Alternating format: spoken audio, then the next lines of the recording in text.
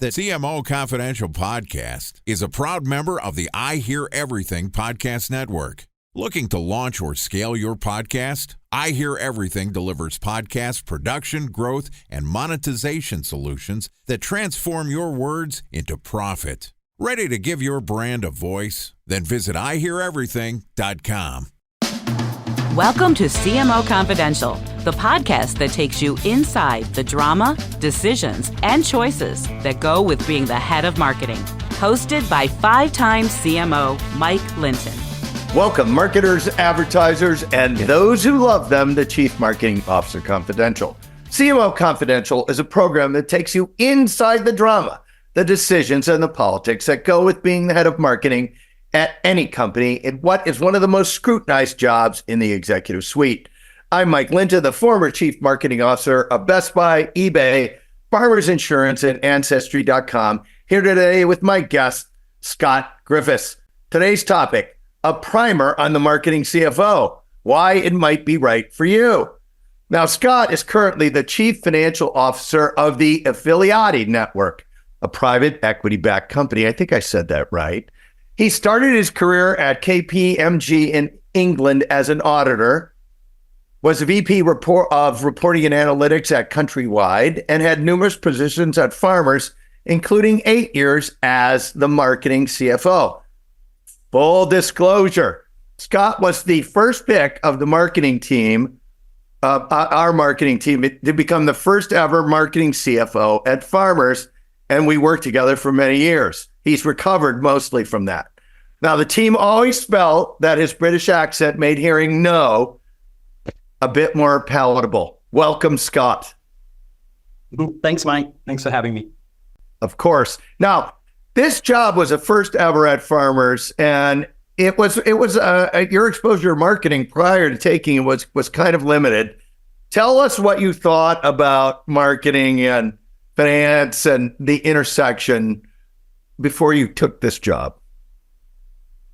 Yeah, I mean, the perception of marketing, there's this perception of marketing math, right? Meaning that anything you hear from the marketing team has been carefully crafted and manipulated and potentially a biased version of the truth. And I will say, from my years there, to some extent, that stereotype is true, right? And how can we blame marketers for that, right? That is exactly what they are paid to do to the outside world. You give them a product or a service and you ask them to sell it. And that product and service is likely to be imperfect. And so the marketer shines a light on the good and steers clear of the bad. And I never heard of a campaign that started with, hey, you can save money by buying our product, and then ends with, but that product's probably going to break after a couple of weeks. And so the problem is some marketers take that approach when reporting internally. An example of that at Farmers, we measured the heck out of brand and our brand perception, right? Yeah. And I remember a big deal was made when we shifted the perception of Farmers from being kind of an old-fashioned, stodgy company to being more fun and dynamic. And don't get me wrong, I'm a big fan of... Well, we moved it from it got moved from a heritage brand to a more current brand. Stodgy, we wouldn't have said. Yes. Paraphrasing. But yeah, and while that is true, and I'm a big proponent of brand and its long-term importance, it needs to be brand for a reason. It needs to deliver business results. And so when you kind of dig further, because we ask a lot of questions about the brand, the question is, okay, well, what does that get us? Moving the brand from being old-fashioned to being more current. Well, you kind of dig a little deeper and it didn't do anything, really, because those people that recognize and move their perception weren't going to shop with us. They were all price shoppers and not in our value thing. So brand, but when presenting, you kind of get this biased view. So to put simply, my job as CFO of marketing was to cut through the BS and give an objective and measurable view of the performance of marketing. Just before we get into the meat of this discussion, tell us how you went about that, because you were the first ever, and a lot of these measures, we jointly created. How did you get everybody aligned on this? Because it's not an easy thing to put this kind of structure in place. Yeah, and I think you find common ground, because I think whether it's finance, marketing, everyone has positive intent, right? They want to do the best for the company, but differ on how to do that. So I think the first thing you do is look at every, in this case, marketing activity spend through a strategic standpoint, right? Before you start putting dollars and cents to it, is what does it bring to the company? How's it getting us from A to B, wherever we want to be? And a lot of things fall off the table very quickly. I mean, when we first took a look at everything we were doing in marketing, a lot of it did not make strategic sense. Right. I'll give you an example you're more than familiar with, right? We sponsored a NASCAR car, paid many millions of dollars to watch a car go around the track many times with the Farmers logo on it. Now, you could do a lot of work to figure out in dollars and cents what you got for that. But when quite simply you looked at who the target customer was for Farmers and who the target viewer was for NASCAR, they were completely misaligned. And so getting agreement on the strategy and how everything fits in that is step one. And then kind of step two is you do the measurements. And I know you've kind of covered this in a lot of other presentations as well, right? And they're all like absolutely right. You collaborate, you make data-backed decisions, you test and learn very quickly, you agree on measures of success while also acknowledging that not everything is measurable, and you create a KPI scorecard that ties marketing to those overall corporate goals. All of that's been kind of said and done, right? And it's all very true, and it's actually all pretty simple, right? And so the real question is except why for the people emotional aren't doing that. Except for the emotional connection, because you and I killed an awful lot of sponsorship money and shoved it all into a lot of it into digital capital. We also had at the time, I think there's still like 15,000 agents out there that all wanted to watch all this stuff. How did you manage all that complexity, not just within the marketing department, but all the customers of the marketing department within the company? Yeah, I mean, Farmers has its complexities, right? And uniqueness and problems it has to solve, just like every other company, right? And I keep hoping for that company with no problems, but it's never happened. No, I mean, whether you have budget constraints, Farmers have independent contractors, they're agents, 15,000 people out there who you can't control as you would an employee, and you have to support them. And yeah, everyone comes along with their biases, right? Now, I've listened and been part of many discussions on how marketing and finance should work together to make this happen. And they all come down to the same things I just mentioned, right? Collaborating, making data-backed decisions, measure success, KPI scorecards, and that's all very true, right? And I think super easy to say. It's super easy to say. And if, I could go into a lot of time as to how we did that. I would just recommend that I think you did a panel at the ANA, which discussed the very topic. Everything that they said was true. So go back and watch that. I'm sure you can put a link in this podcast. But I'll let you say it's easy to do. So the real question is, why aren't people doing this? Why is not every marketing department doing this and being incredibly successful and optimizing every dollar and having KPIs that are aligned? And so, as I was thinking about this, I remember attending a leadership development program. And on the first day, the trainer asked about leadership. If there are so many books, podcasts, and training classes out there on leadership, why isn't there a preponderance of great leaders? You can, if it's as simple as following the 7 habits of this, the 5 rules of this, the checkbox of that, to great leaders should be around. And it's the same with marketing, right? Everyone kind of knows what to do. Why are they not doing it? And so my answer then, and it's the same today, is that most people aren't good at their jobs. And the same answer can be applied to most corporate situations, because average people don't create great results. So let's jump into this and go a little deeper. tell us what you mean by most people aren't good by that. And then how do you recognize not good and good? And then what are the characteristics of not good? Because we've already talked about good. Sure. But I mean, just do the Griffiths opinion on this. Yeah, Let's sure. let it rip. So it sounds very harsh, right? Saying that most people aren't good at their job, but I'll approach it and answer it in two different ways. One's from kind of a mathematical standpoint, and then more in the real world. So for my statistician friends out there, I'm talking about the normal distribution. Yeah. And that means if you get a lot of data points around a specific measure and they're unbiased, you'll see similar results, whether that's people's height, how fast they can run a mile, their shoe size. In this case, how efficient and effective and good they are at their job. And what you'll find is that there are outliers, right? So around 2-3% over here are really bad at their job, right? In fact, we know those people, they don't stick around that long. There's probably about 12% that are in there that are below average. And then at the other end of the spectrum, you have about 3% that are doing great jobs and 12% that are good, which means statistically, most people, about 70% of people, fall into this average category. A normal distribution, yes. Yeah, and doesn't mean they're doing a bad job. They're doing okay, average, satisfactory. They come to work each day, do what they want. But again, those people are not going to generate great results. They're not going to initiate change.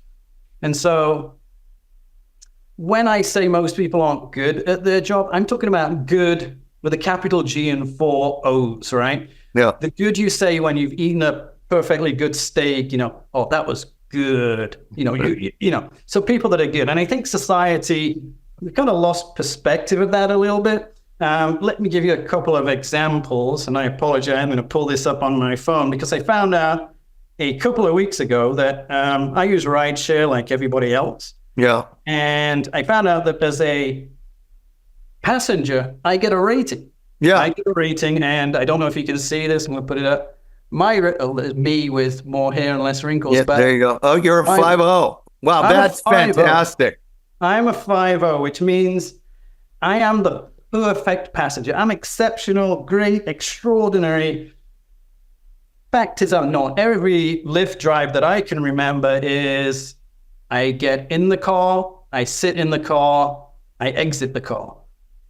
Now, that to me makes me a solid average, a 3-star. Yes, but we know this scale is only 1 point large, 4 to 5.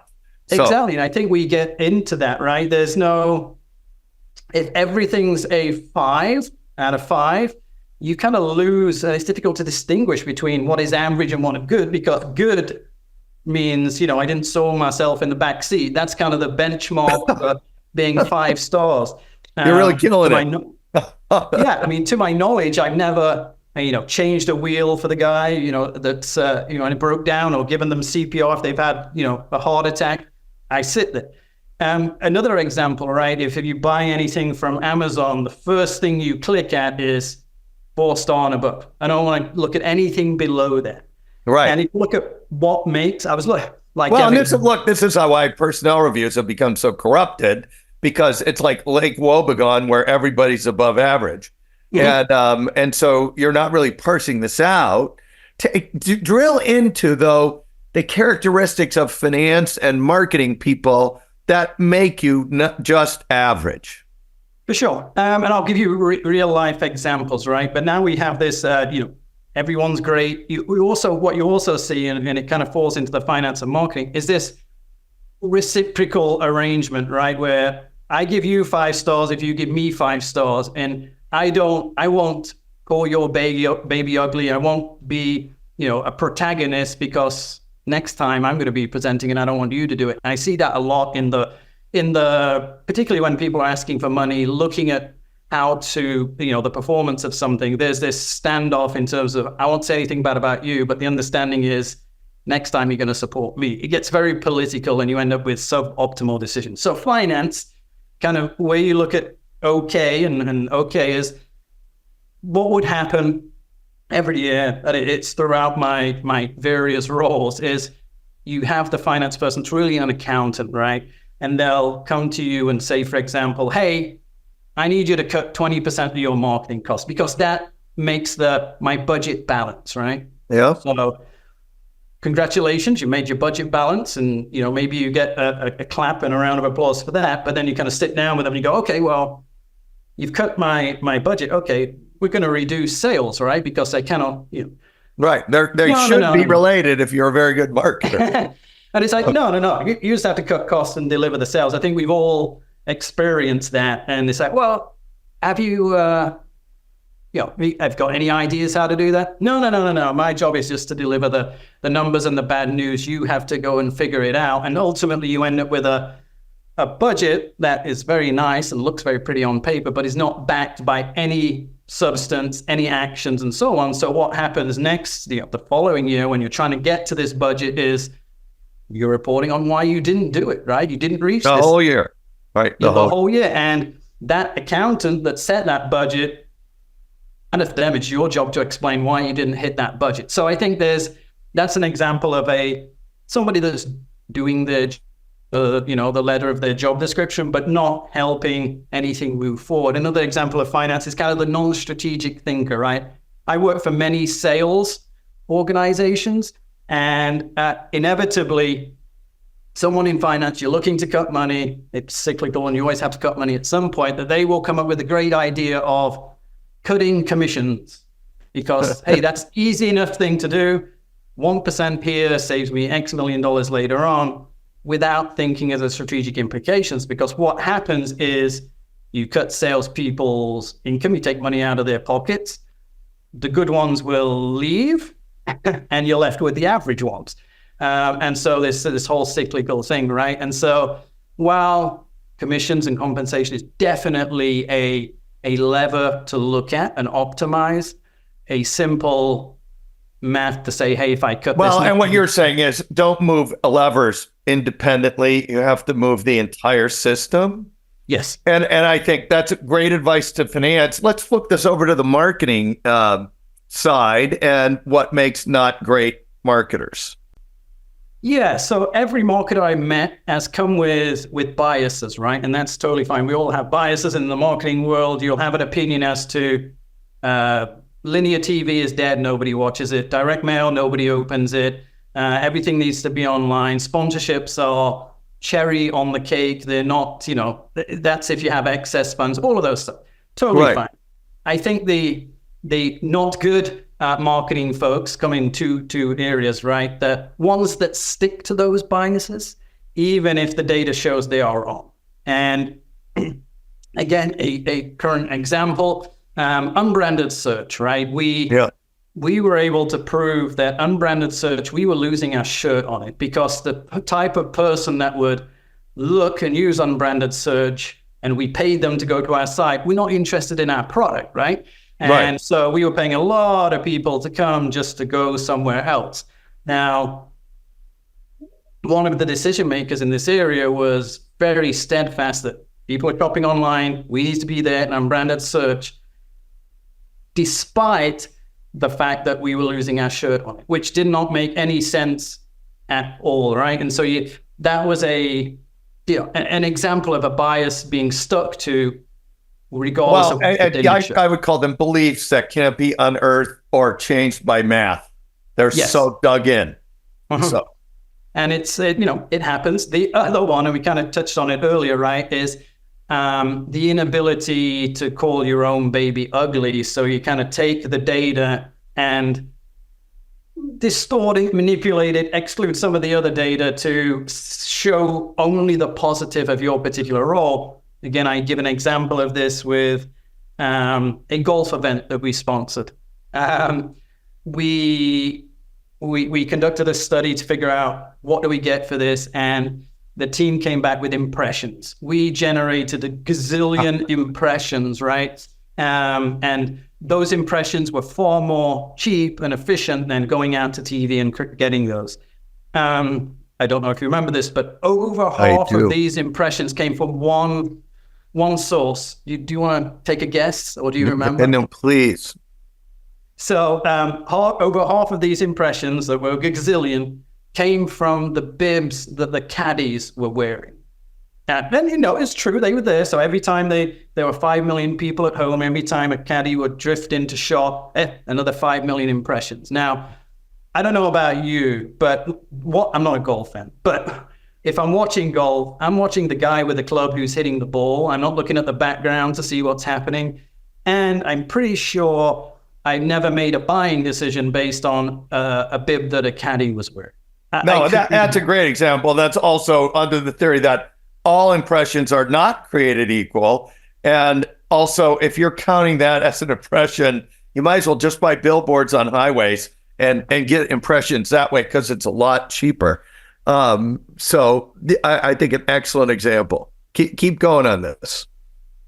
I'm sure. I mean, I can give countless examples, right? But the goal is to be, the good marketers are, yes, you come with biases. Yes, you come with perceptions. Yes, absolutely. Not everything can be measured and ticked and tied, but you need to be open-minded and willing to collaborate and get to better decisions. So let's talk about that and how you helped make that work as the marketing CFO, and also inherent in that. And I will say, as a preamble to this, marketing, not a homogeneous function.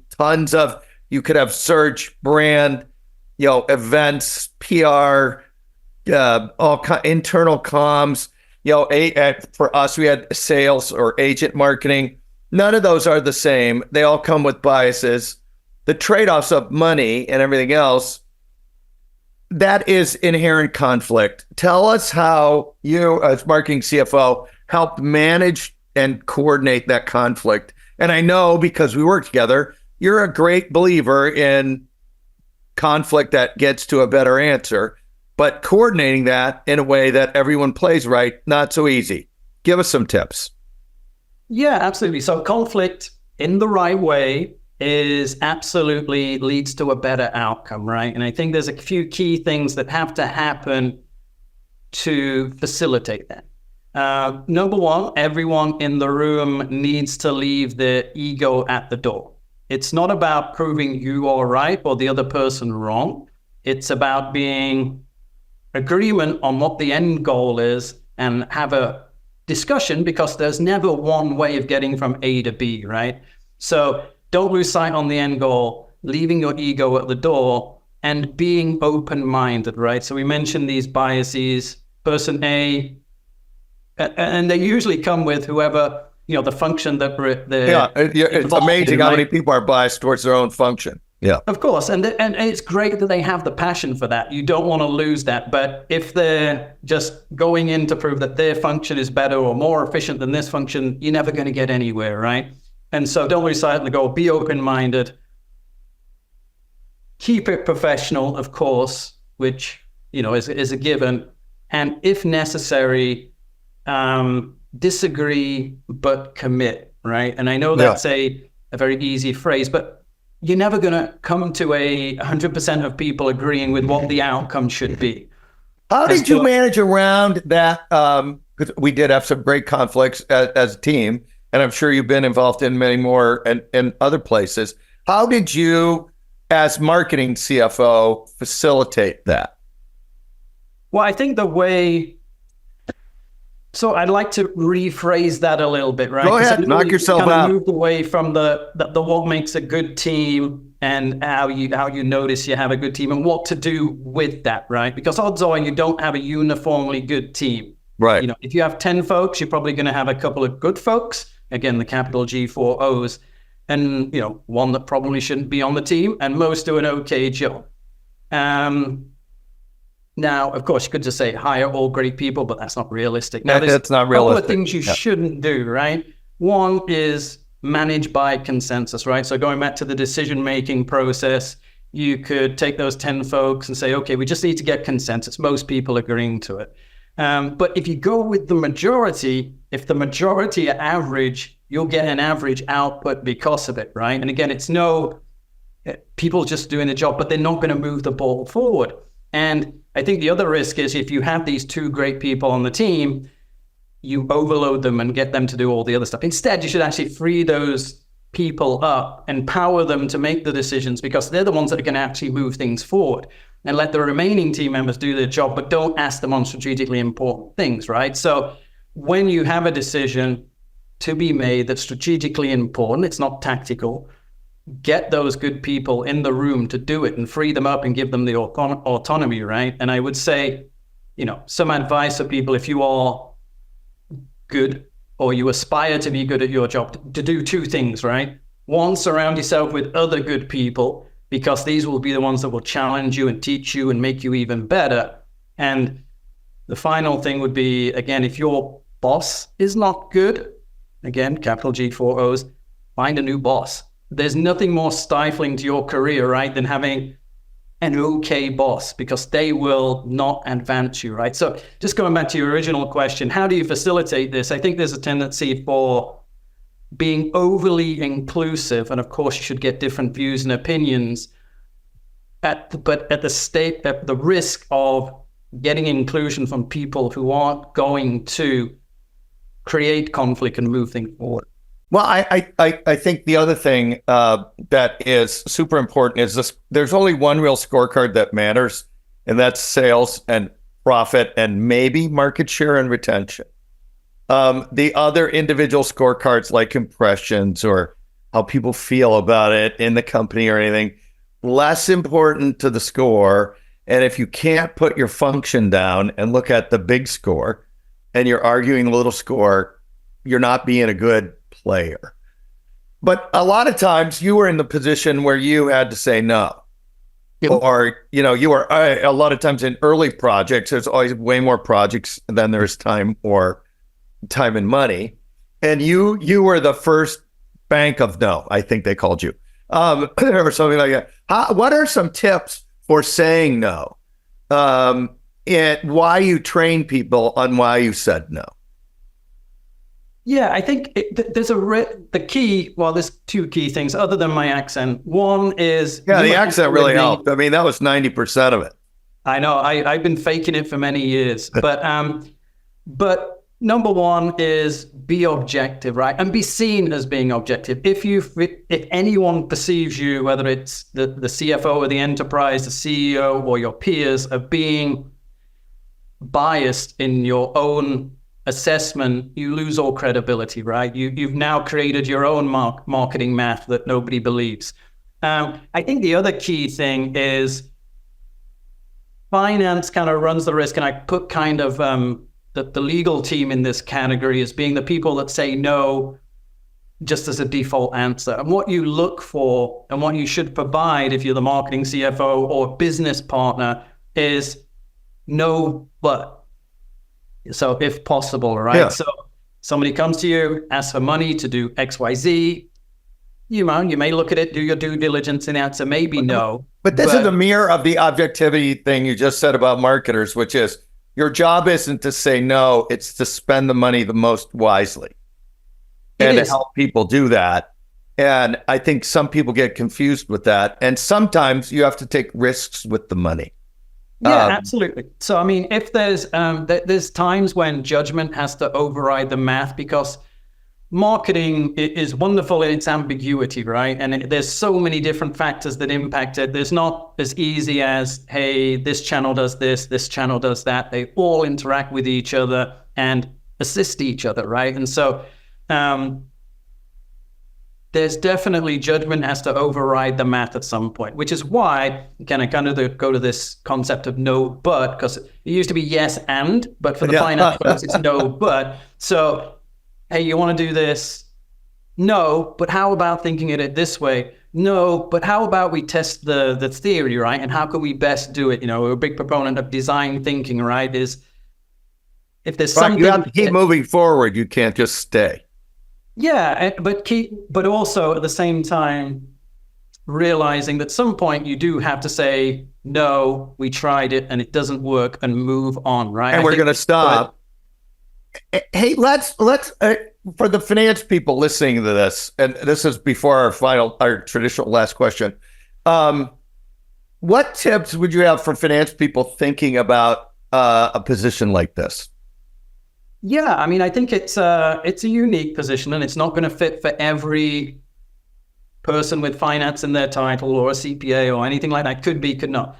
There's two main things I would think about, right? One, particularly with the marketing role, you have to be comfortable with ambiguity. There's, A lot of accountants like things, debits to equal credits, assets and liabilities and shareholders, everything to be all nicely packaged, or going to a system where I can see I made so many sales and this is the profit and all of this stuff. Marketing by its nature is very ambiguous, right? What do you get from a TV campaign? What do you get from a sponsorship? Yeah, the timing's not the same. The results aren't exactly affect everybody the same. Yeah, and I think for me, I loved it because it was always kind of I always say it's like a circumstantial case, right? You don't have this smoking gun, so you have to pull all of these data points and say, this is what it looks like it does. And yes, there's probably some other data points that suggest it doesn't do that. And so being comfortable with ambiguity is key, and it's not for everybody. The other one, I think, particularly with marketing, is you have to be comfortable with communication, because related to the previous comment, the numbers don't speak for themselves, right? And so it'd be great to say, hey, look, this thing has an ROI of 200%, we should spend more. I wish it were that easy. Sometimes you might get close to that, but a lot of times you don't. And so you have to communicate ambiguous data to people that aren't necessarily used to consuming it, whether that is, or they don't have the time, right? And to understand the complexity of marketing. So be able to succinctly communicate what marketing does, how it does it, the next steps, and why you're making the decisions that you are. Thank you for that. Now, we're to our traditional last question. It's a two-parter. You have to take one or both, but you have to take at least one.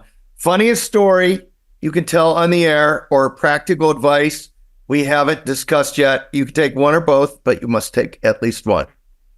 I'm glad you caveated the funny story with one that we can share. So, so I've seen previous episodes of this, so I was prepared. But so I think I mentioned earlier that we sponsored a golf event. And so early on in my career, I'm like, in my career as marketing CFO, I was like, I need to go and see this thing. We're spending a lot of money. I need to see it with my own eyes. So I did, and it was a fantastically laid on event. Everywhere you looked, the Farmers logo was there. But it's a 4-day event, and I'm not a golf fan. And so I was looking at other things that surrounded the event and found that the PGA Tour Wives had a charity. And so I'm like, oh, that sounds fun. And so I went to this, and this event, there's events in San Diego. And so the PGA Tour Wives held an event where they brought in high school kids and taught them how to make salsa. I'll put that aside, the fact that you teach San Diego kids how to make salsa. But while I was there, there's this teenage kid there, looked a bit like Justin Bieber. And I asked him, hey, do you like golf? Hey, it was a golf event, and, I'm a master of conversation. It seemed like a relevant question. And he just gave me a look and just wandered off. Now, I have 4 teenage boys, and so I'm used to that look, so I kind of wrote it off. It wasn't until the dinner at the night, which was for the, for the PGA event and so on, that I realized that when this teenager was brought up on stage, that it was actually Ricky Fowler. Now, not only was Ricky Fowler one of the top PGA players at the time, he was also sponsored by Farmers Insurance. So not only did I not recognize him, I didn't recognize that we were spending a lot of money on it. But I will say he did look like a teenage boy, if you go back. And you proved objectivity right there. I also proved that that day in particular, I was not good at my job. There we go. All right, well, I think that's a great way to end the show. Thank you, Scott. And thanks to everyone for listening to CMO Confidential. If you're enjoying the show, please like, share, and subscribe. Look for all of our shows on Spotify, Apple, YouTube, and the I Hear Everything Network, which include Marketing, The Battle Between Believers and Non-Believers, Parts 1, 2, and 3. Secrets from a CFO, which is Scott Lindquist, who we also worked with. What Your Agency Wants to Tell You But Won't, Parts 1, 2, and 3. And a marketer turned tech exec talks about big data, mainframes, and AI. Hey, all you marketers, stay safe out there. This is Mike Linton signing off for CMO Confidential.